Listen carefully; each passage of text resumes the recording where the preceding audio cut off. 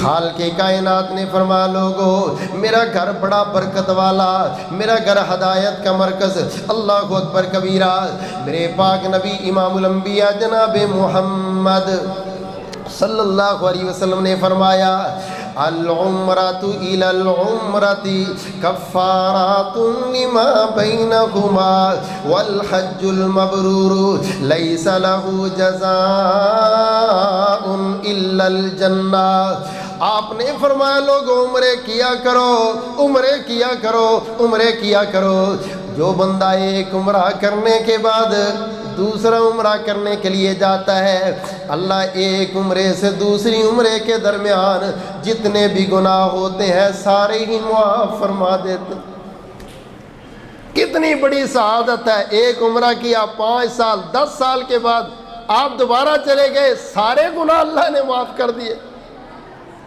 فرمایا تو جو حج مبرور ہے نا اس کا بدلہ تو اللہ کے نزدیک جنت کے سوا کچھ اور ہے ہی نہیں۔ اللہ اکبر کبیرہ۔ صحابی پوچھتا محبوب حج مبرور کیا ہے؟ فرمایا وہ حج جو خالصتاً بندہ اللہ کی رضا کے لیے کرے اور اس حج میں کسی قسم کا کسی کے ساتھ کوئی لڑائی جھگڑا نہ کرے۔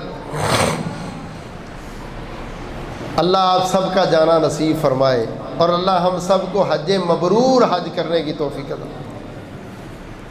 حجر اسود کا بوسہ لینا ہے یار، لڑ تو نہ، جھگڑا تو نہ کر۔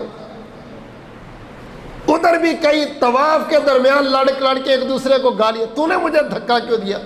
اور اللہ کے بندے اتنے پیسے لگا کے ایس لیا لڑنے کے لیے۔